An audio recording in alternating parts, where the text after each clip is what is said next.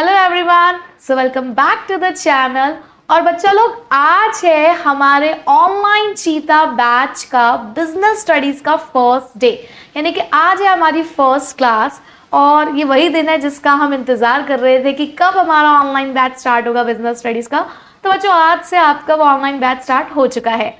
तो आज हम अपनी क्लास में पढ़ने वाले हैं बिजनेस स्टडीज़ का फर्स्ट चैप्टर, जो कि बहुत ही इंटरेस्टिंग चैप्टर है। आपको बहुत मज़ा आने वाला है इस चैप्टर को पढ़ने में, क्योंकि बहुत ही प्रैक्टिकल चैप्टर है और हमारी डेली लाइफ पर बेस्ड है। कहीं ना कहीं ये सब चीज़ें हमने देखी हैं, बस जस्ट हमें उसका बिजनेस मीनिंग नहीं पता था। तो कुछ नहीं है, बहुत सिंपल सा चैप्टर है। इस साल के बोर्ड एग्जाम के अंदर ये वाला चैप्टर 6 मार्क्स का देखने को मिला, जिसमें 3 MCQs हमने देखे ऑफ 1 मार्क ईच, और एक 3 नंबर की केस स्टडी हमें इस चैप्टर से देखने को मिली। ठीक है, 6 नंबर के लिए बहुत बढ़िया चैप्टर है ये। तो चैप्टर का नाम है nature and significance of management, यानी कि इस चैप्टर में हम मैनेजमेंट के ऊपर फोकस करने वाले हैं। हम उसके नेचर और उसकी इंपॉर्टेंस के बारे में पढ़ेंगे। स्टार्ट करते हैं अपने चैप्टर को मैनेजमेंट के साथ कि आखिरकार ये मैनेजमेंट है क्या। बच्चों, मैनेजमेंट हमारी डेली लाइफ में एक बहुत ज़्यादा इंपॉर्टेंस रखता है। हम कोई भी एक्टिविटी अगर परफॉर्म करते हैं तो हर उस एक एक्टिविटी के अंदर मैनेजमेंट है कहीं ना कहीं।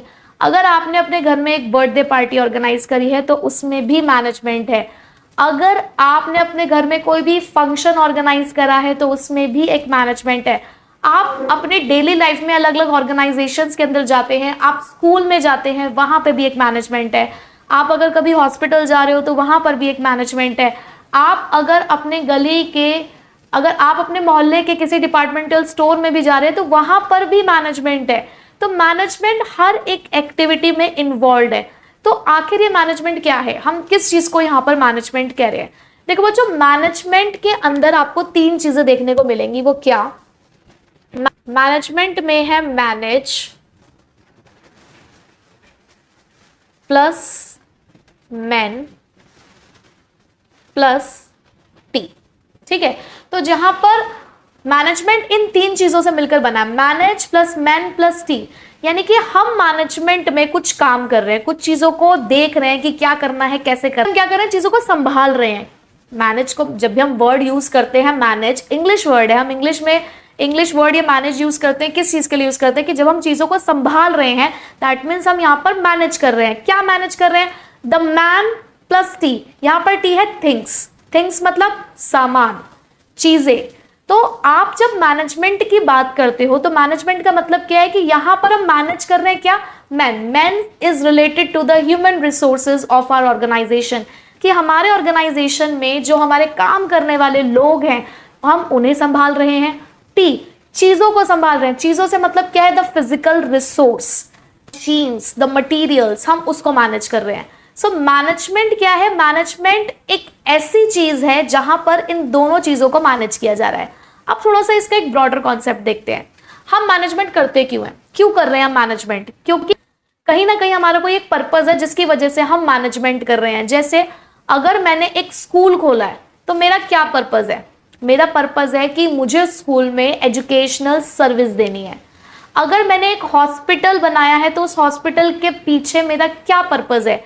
मेरा पर्पज है कि मुझे यहाँ पर पेशेंट्स को ट्रीटमेंट प्रोवाइड करना है। अगर मैंने एक फैक्ट्री लगाई है तो उस फैक्ट्री को लगाने के पीछे मेरा क्या पर्पज है? मेरा पर्पज है वहां पे किसी एक प्रोडक्ट को प्रोड्यूस करना। Production is my purpose. That means जितने भी मैं ऑर्गेनाइजेशन की यहाँ पे बात कर रही हूँ वो सभी ऑर्गेनाइजेशंस का नेचर अलग अलग है, लेकिन सभी जगह पर मैं एक कॉमन चीज को फॉलो कर रही हूँ और वो कॉमन चीज है मैनेजमेंट। इनमें से कोई सा भी ऑर्गेनाइजेशन बिना मैनेजमेंट के नहीं चल सकता। आज अगर मैं यहाँ बैठकर आपको क्लास प्रोवाइड कर रही हूँ तो दिस इज ऑल्सो मैनेजमेंट। हमने ये सब कुछ करने से पहले एक प्रॉपर डिस्कशन किया था कि कब हम क्या पढ़ने वाले हैं, कैसे पढ़ने वाले हैं, किस तरीके से पूरे साल हम लोगों को पढ़ाई करनी है। आपका सिलेबस पूरा पहले से ही आप लोगों के पास है। So this is also part of management, जिसके अंदर हमने बहुत सारे फंक्शंस परफॉर्म करे हैं। इस मैनेजमेंट के अंदर भी हमने बहुत सारे फंक्शंस परफॉर्म करे हैं। तो इसीलिए मैनेजमेंट को कहा गया कि मैनेजमेंट एक ऐसी चीज है जहां पर हम काम को करते हैं। क्या काम करते हैं भाई? हमारा एक पर्पस है, उस पर्पस को अचीव करने के लिए हम मैनेजमेंट करते हैं। सो मैनेजमेंट इज अ प्रोसेस।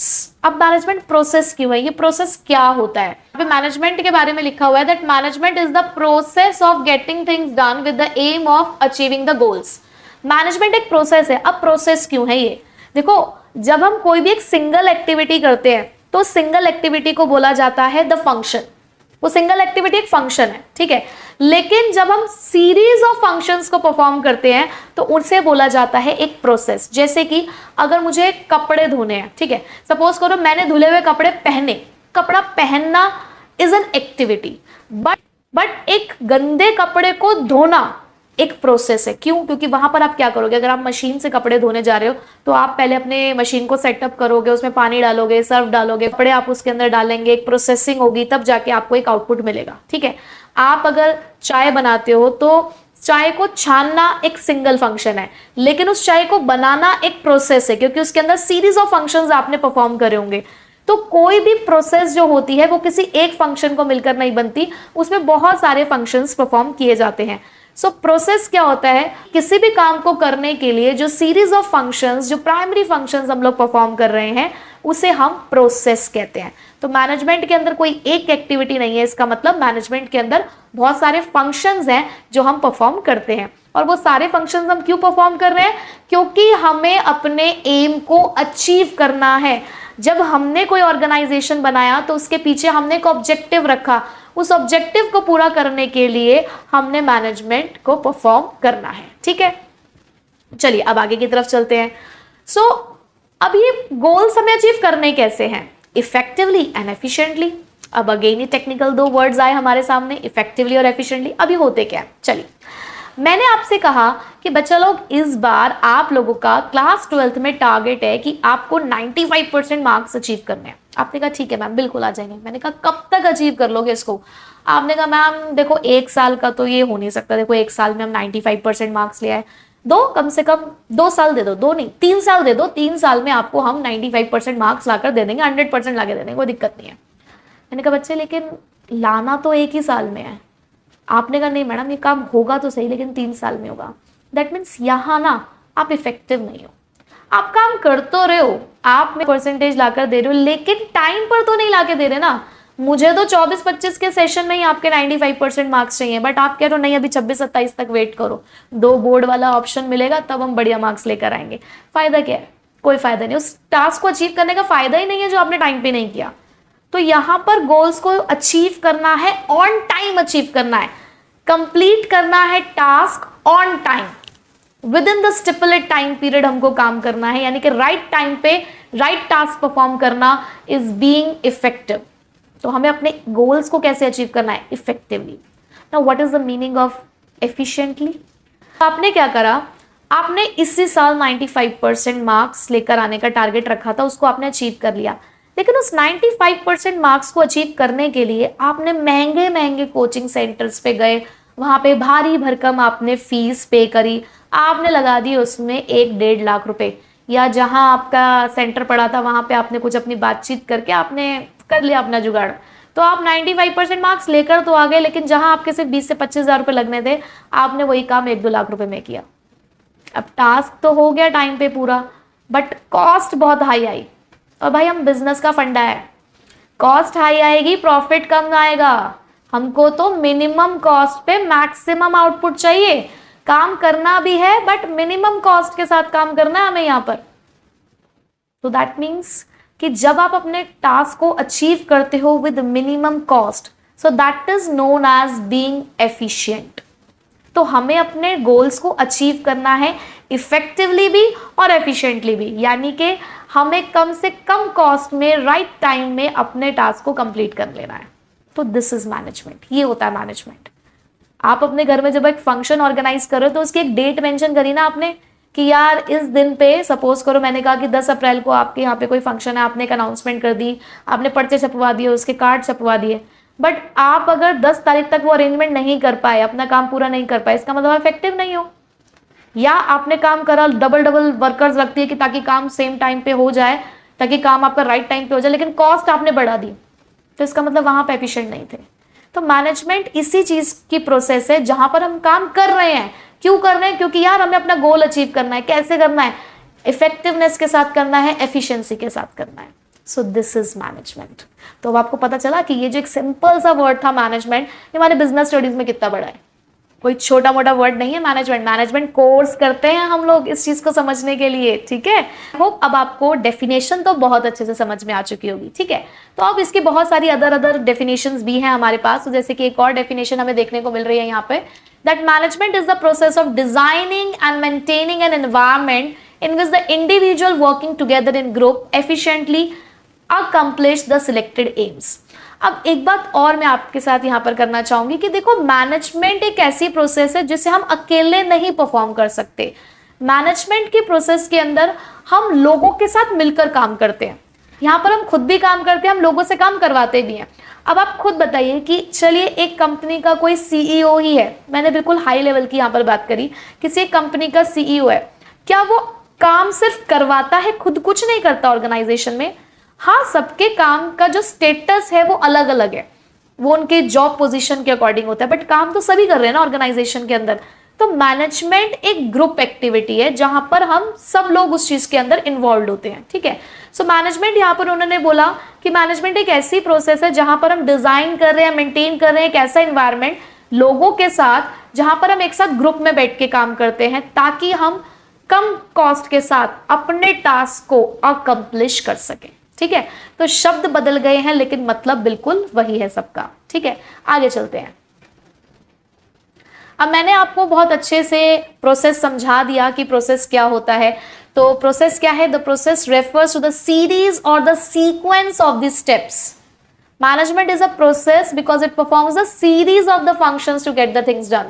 तो यहाँ पे मैनेजमेंट क्यों एक प्रोसेस है? क्योंकि यहाँ पे हम कुछ सीरीज ऑफ फंक्शंस परफॉर्म कर रहे हैं। अब वो फंक्शंस क्या है? देखो बच्चों, आप कभी भी अगर मैनेजमेंट की प्रोसेस परफॉर्म कर रहे हो तो आप यहाँ पर 5 फंक्शंस परफॉर्म करने वाले हो। क्या है वो 5 फंक्शन? सबसे पहले है प्लानिंग। देखो, हमने ऑनलाइन बैच अगर स्टार्ट किया तो कहीं ना कहीं इसके पीछे हमारी कोई एक प्लानिंग है। हमने पहले प्लान किया है। किसी भी काम को करने से पहले हम उसको प्लान करते हैं। मैं आपको बहुत सिंपल आपके डेली लाइफ का एग्जांपल दे रही हूँ कि अपने घर में कोई एक फंक्शन करने जा रहे हो तो वो भी आपकी एक प्लानिंग है ना। आप एक डेट डिसाइड कर रहे हो। भाई, डेट डिसाइड करना, लोगों के बारे में सोचना, एक्टिविटीज के बारे में सोचना कि क्या करना है, कैसे करना है, ये सब प्लानिंग है। जहां पर आप उस दिन क्या होगा वो सब चीजें अपने माइंड में इमेजिन तक कर लेते हो कि आज क्या सिचुएशन है और जिस दिन वो काम हो जाएगा उस दिन क्या होगा, तो वो सब चीजें आपके माइंड में होती है। So this is planning. उसके बाद ऑर्गेनाइजिंग। ऑर्गेनाइजिंग मीन्स कि अथॉरिटी, रिस्पॉन्सिबिलिटी बांटना लोगों को। भाई, काम कराना भी तो है ना, तो क्या क्या अथॉरिटीज होंगी, क्या क्या रिस्पॉन्सिबिलिटीज होंगी, वो सब चीजें डिसाइड करना। स्टाफिंग मीन्स हम यहाँ पे लोगों को रखेंगे अपने यहाँ पे काम करने के लिए। डायरेक्टिंग मीन्स कि हम उनको इंस्ट्रक्शंस देंगे क्या करना है, कैसे करना है, ये सब चीजें। और लास्ट में हमने क्या सोचा था और क्या हुआ उसको कंपेयर करेंगे। हमने क्लास 12 में बड़े जोश के साथ कहा था कि यार 90+ मार्क्स लेकर आएंगे, लेकिन जैसे हाफ ईयरली हुए, हाफ ईयरली के बाद ही हमें आईना दिख गया कि यार कहाँ तक पहुंचे हो। तो वो एक जो कंपैरिजन होगा वो कंट्रोलिंग में होगा, ठीक है।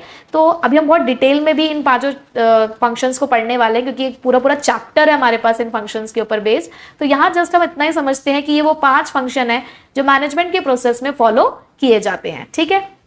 2 टर्म पढ़े, इफेक्टिवनेस और efficiency. Effectiveness in management is concerned with doing the right task. अब देखो, इस चीज को आपको अंडरलाइन कर लेना है।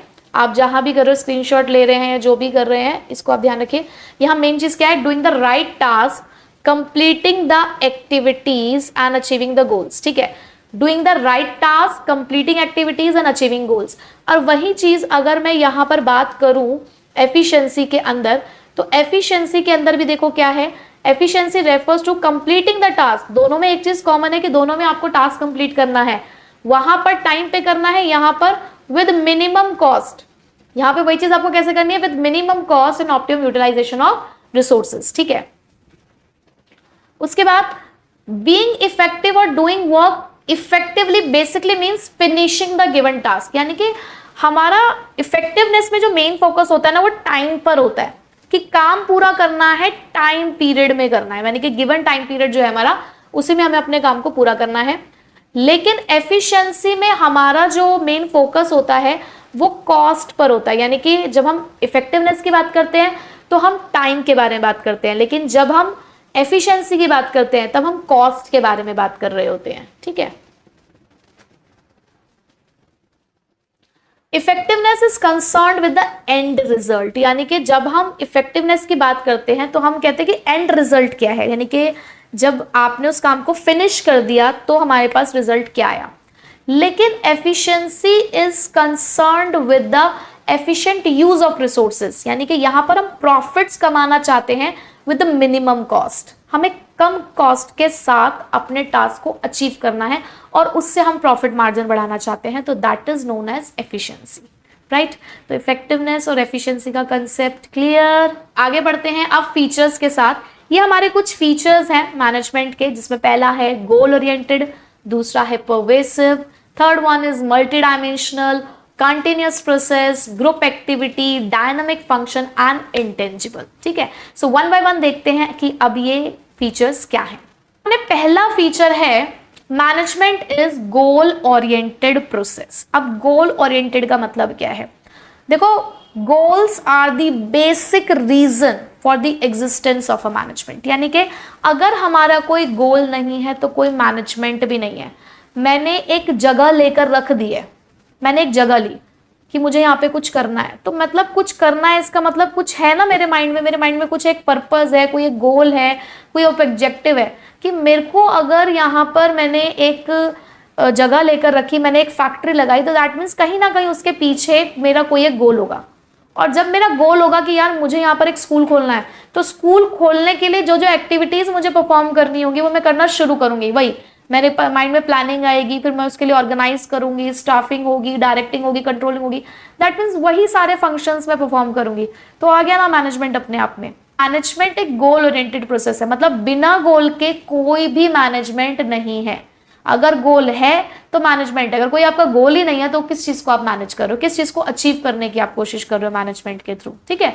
So every organization is established to achieve some goals and goals are the basic reason for the existence of organization and different organization may have different goals। तो अलग अलग organization के अलग अलग goals हो सकते हैं, जैसे कि स्कूल में बच्चों को पढ़ाया जाता है, हॉस्पिटल में पेशेंट्स को ट्रीट किया जाता है, एक ग्रोसरी शॉप्स पर प्रोडक्ट्स को सेल ऑफ किया जाता है, ठीक है।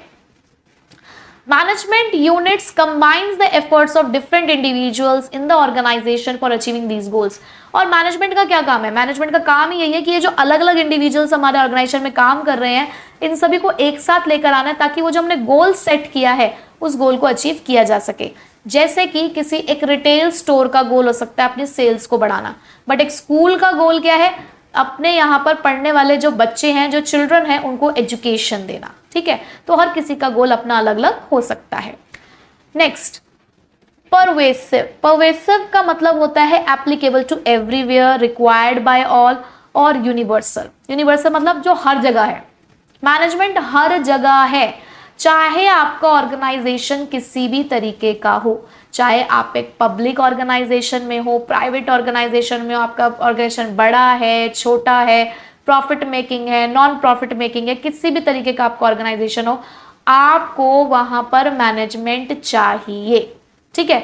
So management is pervasive. तो जब भी आप वर्ड देखेंगे ना pervasive, and it is very important word, ये आपको आगे के चैप्टर्स में भी देखने को मिलेगा। तो परवेसिव का मतलब क्या है? विच इज यूनिवर्सल, जो हर जगह पर है।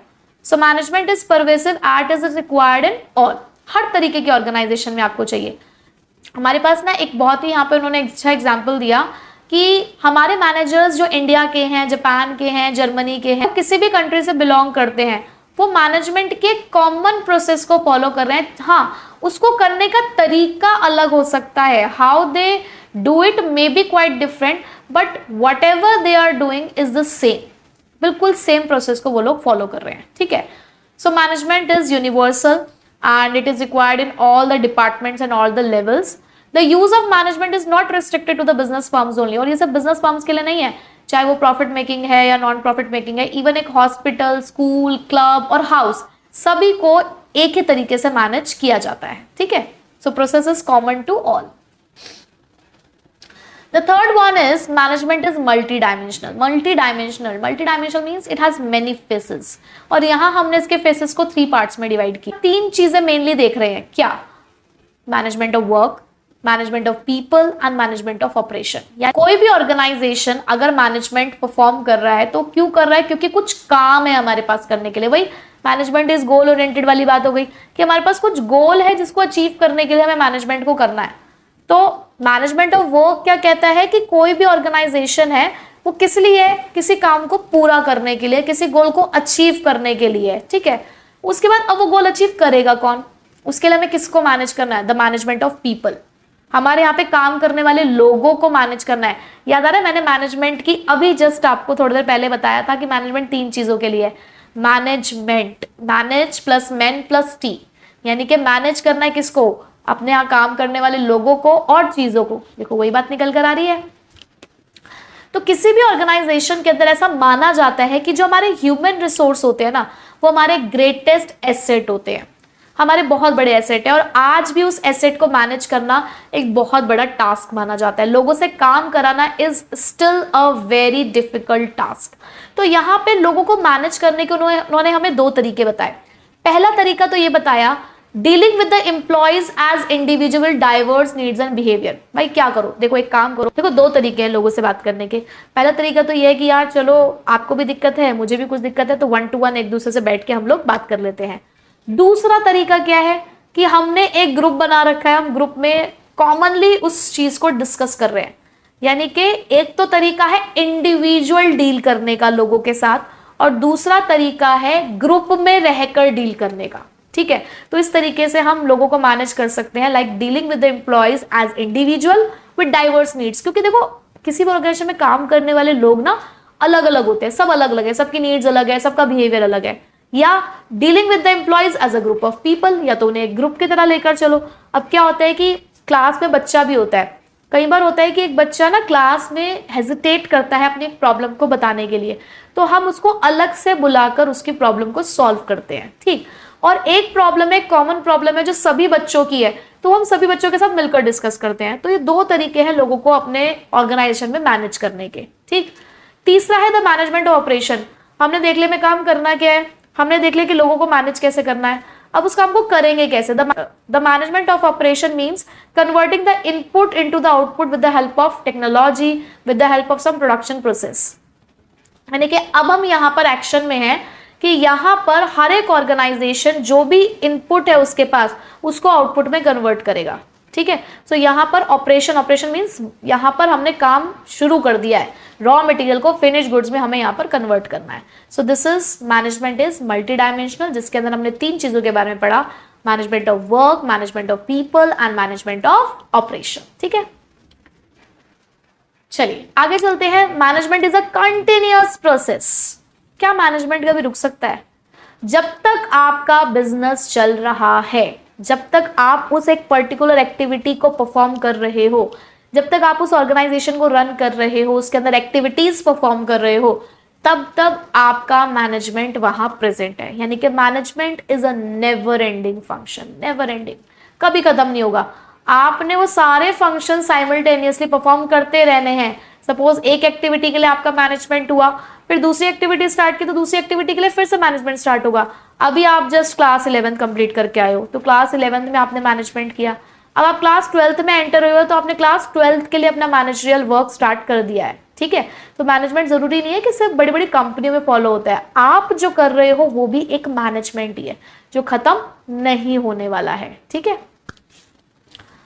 उसके बाद next is management is a group activity. Yes, मैंने आपको स्टार्टिंग में बताया कि मैनेजमेंट कोई एक ऐसी प्रोसेस नहीं है जो एक इंडिविजुअल फॉलो कर रहा है। यहाँ हम इतने सारे फंक्शंस परफॉर्म कर रहे हैं, तो ये फंक्शन कोई एक पर्सन परफॉर्म नहीं कर रहा, कोई एक पर्सन मैनेजमेंट नहीं है। मैनेजमेंट एक ग्रुप एक्टिविटी है जहां पर बहुत सारे लोग मिले हुए हैं, उन सभी के एफर्ट्स को यहाँ पर मिलाया जाता है और उन्हें कॉमन डायरेक्शन दी जाती है, which is the achievement of organizational goals.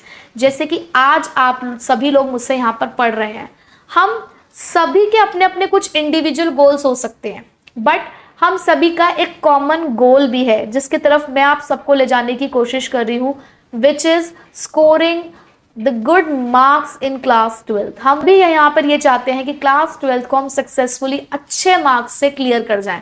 तो हमारे इस गोल को अचीव करने के लिए आज हम यहाँ पर सब बैठे हैं तो ये भी तो एक मैनेजमेंट है ना। और मैं कोई कॉमन गोल आप लोगों का दिखा दिया है, ठीक है। सबका पर्पस अलग हो सकता है, सबके अपने इंडिविजुअल गोल्स अलग हो सकते हैं, लेकिन एक चीज हम सब में कॉमन है, क्या, कि हमें क्लास 12 के बोर्ड एग्जाम्स को बिल्कुल एकदम मस्त तरीके से करके आना है ना। Next, management is dynamic. अब डायनामिक क्या है? डायनामिक का मतलब होता है बदलते रहना। देखो, क्या जैसे हम पहले थे वैसे हम आज हैं? हर साल हमारे अंदर कुछ ना कुछ चेंज आता है और हमें बदलना पड़ता है। क्यों बदलना पड़ता है? क्योंकि हमें सोसाइटी में सरवाइव करना है। अगर हम वही पुराने स्टाइल से चलते रहेंगे तो शायद हम बहुत लंबे समय तक लोगों के बीच में अपनी जगह नहीं बना पाएंगे, ठीक है। अब याद करो कि एक वो पुराने वाला मोबाइल फोन जो बटन वाला चलता था, क्या अगर कंपनीज खुद को नहीं बदलती आज की रिक्वायरमेंट के हिसाब से, तो क्या वो लंबे समय तक मार्केट में टिक पाती? क्या आपके माइंड में बहुत सारी ऐसी कंपनीज के नाम नहीं आ रहे होंगे जो पहले एक टाइम पे इतनी फेमस हुआ करती थी और आज वो कहीं पर भी नहीं है? किसी ने स्पाइस मोबाइल का नाम सुना है? ब्लैकबेरी, सोनी इरिक्सन, एलजी, ये बहुत ही फेमस मोबाइल फोन कंपनीज हुआ करती थी पहले, जो जब मार्केट में एंटर हुई तो अपनी लो प्राइस की वजह से कस्टमर्स के बीच में फेमस हुई। लेकिन ये कंपनी फेल हो गई तब जब इन्होंने इन्वायरमेंट के अकॉर्डिंग अपने प्रोडक्ट्स में चेंजेस नहीं किए। ये वही पुराने तरीके के मोबाइल फोन को बेचती रही और यही रीजन है कि ये मार्केट में कंपटीशन को फेस नहीं कर पाए। और आज अगर हम अपने आसपास देखें तो ऐसा कोई भी मोबाइल फोन कंपनी हमें देखने को नहीं मिल रही है, right. So this is dynamic. तो डायनामिक फंक्शन क्या कहता है कि आपको समय के साथ साथ अपने गोल्स को चेंज करना है, अपने ऑब्जेक्टिव्स को चेंज करना है। अगर आप सक्सेसफुल होना चाहते हैं तो चेंज इज नेसेसरी। आपको अपने गोल्स को बिजनेस एनवायरनमेंट के अकॉर्डिंग ही बनाना होगा। तो इसका उन्होंने एक बहुत बड़ी एग्जाम्पल दिया मैकडोनल्ड्स का। मैकडोनल्ड्स मेजर चेंजेस करता है, मैकडोनल्ड्स टाइम टू टाइम अपने मेन्यू में चेंज करता रहता है। क्यों? क्योंकि उसे इंडियन मार्केट में सरवाइव करना है भाई। उसे दिख रहा है कि कितना कंपटीशन आ चुका है, तो वो जैसे आलू टिक्की बर्गर अपना ऑफर करता है, कम प्राइस में ऑफर करता है। क्यों? क्योंकि उसको सरवाइव करना है ना। उसको दिख रहा है कि बहुत सारे कॉम्पिटिटर मार्केट में एंटर कर रहे हैं, तो ऐसे में सर्वाइवल नहीं होगा, तो इसलिए वो टाइम टू टाइम चेंजेस करते रहते हैं, ठीक है। Next, management is an intangible force. अब इंटेंजिबल फोर्स का मतलब क्या होता है? देखो, इंटेंजिबल का मतलब क्या है? क्लास 11 से पढ़ के आ चुके हो, अब आप इतने पढ़े लिखे हो कि आपको इंटेंजिबल का मतलब क्या है। अब आप इतने पढ़े लिखे हो कि आप लोगों को पता है कि इंटेंजिबल का मतलब क्या होता है। इंटेंजिबल का मतलब क्या होता है? जैसे देख छू नहीं सकते। और सच में आप मैनेजमेंट को देख छू नहीं सकते। अब आप कहोगे कि नहीं, हम तो अपने स्कूल के प्रिंसिपल को देख भी सकते हैं, छू भी सकते हैं, हम वाइस प्रिंसिपल को भी देख भी सकते हैं, छू भी सकते हैं। अरे वो मैनेजमेंट पीपल है, they are not the management, they are the management people. हमने अभी बोला मैनेजमेंट इज अ प्रोसेस। वो मैनेजमेंट पीपल मैनेजमेंट के प्रोसेस को फॉलो करते हैं। तो मैनेजमेंट के प्रोसेस को आप देख छू नहीं सकते, आप इसे जस्ट फील कर सकते हो। कैसे? हम किसी रेस्टोरेंट में खाना खाने के लिए बैठते हैं और हमने देखा कि ऑर्डर प्रोसेसिंग बहुत स्लो है, फिर उसके बाद ऑर्डर प्लेसमेंट, हमने देखा कि ऑर्डर हमें आधा घंटा हो गया बैठे बैठे रेस्टोरेंट के अंदर, कोई हमसे ऑर्डर लेने नहीं आया। चलो ऑर्डर लेके चला भी गया और आधा घंटा हो गया, अब तक ऑर्डर रेडी होकर नहीं आया। तो आप कहते हो ना कि यार इस रेस्टोरेंट का मैनेजमेंट खराब है। ये आपने कैसे फील कर लिया? ये आपने फील कर लिया उनकी सर्विसेज को देखकर, है ना। तो ये चीजें फील की जाती हैं। तो किसी भी ऑर्गेनाइजेशन में मैनेजमेंट को फील किया जाता है। कैसे? कि अगर किसी ऑर्गेनाइजेशन के ऑब्जेक्टिव पूरे हो रहे हैं तो दैट मीन्स वो ऑर्गेनाइजेशन अच्छा है। अगर वहां पर काम करने वाले जो एम्प्लॉयज हैं वो सेटिस्फाइड है, हैप्पी है, तो मैनेजमेंट अच्छा है। अगर ऑर्गेनाइजेशन में किसी भी तरीके का कोई केओस नहीं है, कोई डिस्प्यूट्स नहीं है, कोई लड़ाई झगड़े नहीं है, और डरलीनेस है, और orderliness means smoothly one after one जो है टारगेट्स अचीव हो रहे हैं, एक्टिविटीज परफॉर्म हो रही है, दैट मीन्स मैनेजमेंट बहुत ही बढ़िया चल रहा है। सो आपने इस चीज को फील किया, तो इसलिए बोला गया कि मैनेजमेंट एक इंटेंजिबल फोर्स है। तो ये 7 फीचर्स थे हमारे मैनेजमेंट के। एक बार सम अप कर लेते हैं। मैं जा रही हूँ कीवर्ड्स, ठीक है, कि किस तरीके से आप पहचानेंगे कि कौन सा फीचर है हमारे पास, ठीक है। तो बहुत ध्यान से सुनना है और अपने रजिस्टर में उन्हें नोट डाउन कर लेना है और बाद में एक प्रॉपर तरीके से आपको नोट्स बनाने हैं, ठीक है। So goal oriented. Goal oriented means if there is a goal then there is a management. अगर कोई गोल है तो दैट मीन्स वहीं पर ही हमारा मैनेजमेंट है। परवेसिव यानी कि universal, required by all, required everywhere, हर जगह चाहिए, छोटे से छोटी एक्टिविटी के बीच में भी चाहिए, हर डिपार्टमेंट में चाहिए, हर यूनिट में चाहिए, हर लेवल पर चाहिए। मल्टी डायमेंशनल का मतलब क्या हुआ, इट हैज मेनी फेसेस, जिसमें 3 फेसेस मेन है, management of work, management of people, management of operation. क्या के अंदर 3 चीजें आती हैं। मल्टी डायमेंशनल मतलब इसके अंदर काफी कुछ हमें करना है, बहुत सारी चीजों को मैनेज करना है। तो बेसिकली वो 3 चीजें हैं जिनको हमें मैनेज करना है, management of work, management of people and management of operation. Management of work में हमें डिसाइड करना है कि हमें क्या काम मैनेज करना है। मैनेजमेंट ऑफ पीपल बताता है किस तरीके से लोगों को ऑर्गेनाइजेशन में मैनेज करना है। मैनेजमेंट ऑफ ऑपरेशन इनपुट को आउटपुट में कन्वर्ट करने के बारे में बात करता है। कंटिन्यूअस प्रोसेस, लगातार चलने वाली, साइमल्टेनियसली ये फंक्शंस चलते रहते हैं हमारे। It is never ending process, कभी खत्म होने वाली प्रोसेस नहीं है ये। ग्रुप एक्टिविटी, टीम वर्क है ये, सारे लोग मिलकर यहाँ पर काम करते हैं। यहाँ पे हमें कोई भी एक इंडिविजुअल यहाँ पर काम नहीं कर रहा है, यहाँ पर बहुत सारे इंडिविजुअल एफर्ट्स हैं यहाँ पर, जिनको इकट्ठा किया जाता है और उन्हें कॉमन गोल दिखाया जाता है। डायनामिक, बदलते रहना है, चेंजेस को एक्सेप्ट करना है, चेंजेस को अडेप्ट करना है। जैसे जैसे बिजनेस एनवायरनमेंट चेंज हो रहा है वैसे वैसे हमें खुद को भी चेंज करना है। इंटेंजिबल फोर्स मतलब देख छू नहीं सकते, बट हाँ आप उसकी प्रेजेंस को सिर्फ फील कर सकते हो कि अगर हमारे टारगेट्स कंप्लीट हो रहे हैं, एम्प्लॉयज खुश हैं, तो दैट मीन्स मैनेजमेंट अच्छा है। ठीक है, तो बच्चों आज की क्लास हम लोग यही खत्म करते हैं, क्योंकि पहला दिन है, बहुत ज़्यादा बर्डन मैं नहीं देना चाहती आपको। थोड़ा सा पहले इस सब्जेक्ट के साथ आप कंफर्टेबल हो, फिर धीरे धीरे हम लोग इन चीज़ों को बढ़ाएंगे। तो आपका काम अब क्या है, आपका काम है कि आपको NCERT आपको पढ़नी है। आपको NCERT की एक एक लाइन रीड करनी है, जो उसमें मेन लाइन्स है उसको अंडरलाइन करना है, और प्रॉपर आपको नोट्स बनाने हैं। आप जितना खुद से नोट्स बनाएंगे, खुद से लिखेंगे, उतना ही ज़्यादा आपको बिजनेस स्टडीज समझ में आएगी। कोशिश करिए कि डायग्राम्स के थ्रू उस चीज़ों को लिखिए, मेन पॉइंट्स को हाईलाइट करिए। ठीक है, तो केस स्टडीज भी हम लोग करेंगे। ठीक है बच्चों, तो फिलहाल आपकी क्लास आज यहीं ख़त्म होती है, तो टाइम से पढ़ लीजिएगा, और अगर कोई डाउट हो तो कमेंट सेक्शन में आप अपने डाउट्स लिख दीजिएगा। तो जब नेक्स्ट क्लास स्टार्ट होगी तो मैं कोशिश करूँगी कि पहले मैं आपको वो डाउट क्लियर कर दूँ, उसके बाद हम आगे बढ़ें। हाँ, लाइव सेशंस की मैंने आपको बात की है, तो लाइव सेशन होगा चैप्टर के एंड हो जाने के बाद। अगर इन कॉमन कोई हमारी प्रॉब्लम होगी तो उसके लिए हम लाइव सेशन करके डाउट सॉल्व करेंगे। ठीक है बच्चों, so take care, bye bye.